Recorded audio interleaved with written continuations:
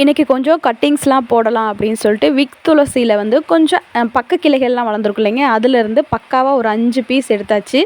அதுக்கப்புறம் பூனை மீஸ்லேயும் வந்து ஒரு 4-5 கட்டிங்ஸ் மாதிரி எடுத்துட்டேன். கொஞ்சம் வேர் விட்டு தான் வளர்ந்துருந்துச்சு. ஒரு 2-3 அண்ணா வேர் விட்டு ஒரு செடியாகவே இருந்துச்சு. சிலது வந்து கட்டிங்ஸ் மாதிரி நம்ம உடைக்கும் போதே உடஞ்சி வந்துருச்சு. அதெல்லாம் எடுத்துட்டேன். அப்புறம் வீட்டுக்கு கிட்ட வந்து மரங்கள் இருக்கனால அந்த குப்பையெல்லாம் வலிச்சு வலிச்சு டப்பு மாதிரி போட்டு வைப்பேன். அதில் மண்ணும் போடுவேன், இந்த மாதிரி குப்பைகளும் போடுவேன். அது வந்து இப்போ நல்லா மக்கி மண்புழு உரம் மாதிரி மாறிடுச்சு. சரி, அதில் வந்து இதில் கட்டிங்ஸ் போட்டு வைக்கலாம் அப்படின்னு சொல்லிட்டு ஒரு 2 டப்பு எடுத்துட்டேன்.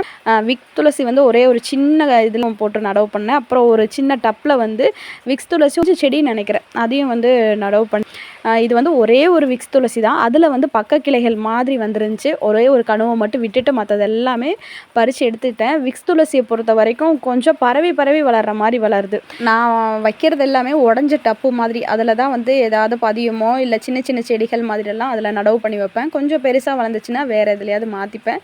இதுக்காக தனியாக வந்து க்ரோ பேக்கோ இல்லை சின்ன சின்ன பாட்டு அந்த மாதிரிலாம் வாங்குறதில்ல. வீட்டில் ஏதாவது உடஞ்ச பொருள் இருந்துச்சுன்னா அதில் செடியை வச்சிடுறது தான். இதில் பதியம் போட்டு வச்சுட்டேன். இனி ரிங்கு போட்டு வச்சுட்டோம் அப்படின்னா ஒரு வாரத்துலேயே நல்லா வேர் பிடிச்சி வந்துடும். அதுக்கப்புறம் மஞ்சள் கனகாம்பரம், அதுவும் வந்து பக்க கிளைகள் வந்து ஒரு 5-6 கட்டிங்ஸ் மாதிரி கிடச்சிது. அதையும் வந்து பதியம் போட்டுட்டேன். சில்வர் டஸ்ட்டும் பதியம் போட்டுட்டேன். இனி வளர்ந்து வந்ததுக்கப்புறம் பார்க்கலாம்.